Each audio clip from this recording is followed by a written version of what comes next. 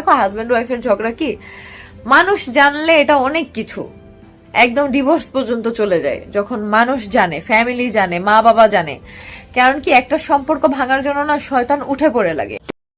203-এর এক স্বামী, সোশ্যাল মিডিয়াতে কে না এদের চেনে।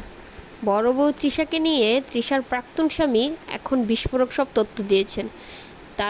তার একটা স্ট্যাটাসের মাধ্যমে সে বলল যে আহাদের সাথে তৃষা, আমার সাথে সংসার থাকা সত্ত্বেও আহাদ আর তৃষা প্রেম করত। তো তৃষা আর আমার একটা ছেলে সন্তান আছে, তো তৃষা আমাদের ছেলে সন্তানকে রেখে সে আহাদের সাথে প্রেম করেছে। তখন আহাদের একটা মেয়ে সন্তান ছিল আর আহাদের প্রথম বউ ছিল, কিন্তু সে আহাদের সংসারটাও নষ্ট করলো, আমাদের সংসারটাও নষ্ট করলো। তখন এতে আমার ছেলের জীবনটাও নষ্ট করলো সে, আবার আহাদের মেয়ের জীবনটাও সে নষ্ট করলো। এখন আবার আখি আর আয়েশকে নিয়ে পড়েছে।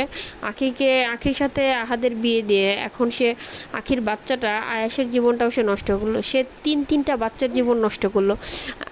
তৃষা শুধুমাত্র তার স্বার্থের জন্য সে যে কোনো কিছু করতে রাজি হয়, তার বাচ্চারও তার কোনো দরকার পড়ে না। আসলে এরকম মা কীভাবে হয় যে নিজের বাচ্চার কথা মনে থাকে না?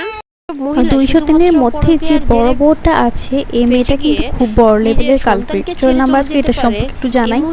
এই তিশা মেয়েটা হচ্ছে যে বরগুনারের মেয়ে। এই মেয়ে আর তার মায়ের একাধিক কাহিনী আছে। এই তিশা মেয়ের বিয়ের আগে একটা ছেলের সাথে জালকাঠিতে পালিয়ে যায় এবং ওইখানে 7 দিন থাকে। ওইখান থেকে এসে আগের জামাইয়ের সাথে সে আবারও পালিয়ে যায়, বিয়ে করে তারপর তার পরিবার মেনে নেয়। 8 বছর সংসার করার পর ছেলেকে তার দাদার বাড়িতে রেখে আসে। বলে রাখা ভালো যে তিশার একটা ছেলে আছে ওই আগের সংসারে। ঢাকায় আসার পরে আহাদের সাথে পরকীয়া করে বিয়ে করে। এই ঘটনা জানাজানি হওয়ার পর তার আগের স্বামী তার বাচ্চাকে তার কাছ থেকে নিয়ে যায় আর তার বাচ্চাকে তার কাছে ফেরত দেয়নি। তার মায়ের কাহিনী হচ্ছে যে তার মা ছোটবেলায় বাসা থেকে পালিয়ে গিয়ে বিয়ে করে, যার কারণে তার নানার বাড়ির কেউই তাকে দেখতে পারতো না শুরুর দিকে। তিশার বাবাও তেমন একটা ভালো ছিল না, সে জুয়া খেলতো। তিশার বাবা জুয়া খেলার মধ্যে ব্যস্ত থাকতো আর এটা সুযোগ নিয়ে তিশার মা বিভিন্ন গার্মেন্টসে কাজ করতো আর বিভিন্ন লোকদের সাথে পরকীয়ায় জড়িয়ে যেত। এক পর্যায়ে এসব জানাজানির পরে তিশার বয়স যখন 8 বছর তখন তার বাবার সাথে তার মা ছাড়াছাড়ি হয়ে যায়। তার মা ছাড়াছাড়ি হওয়ার পর বয়স্ক একটি লোকের সাথে তার মায়ের আবারও বিয়ে হয়। তারপর ওই ঘরে তার আরও একটি মেয়ে হয়, যে মেয়ে তার বাবার সাথে আমেরিকা থাকে, কিন্তু তারপরে কে শেষ হয় না। তারপরে বয়স্ক লোকের সাথেও তিশার মায়ের ডিভোর্স হয়েছে।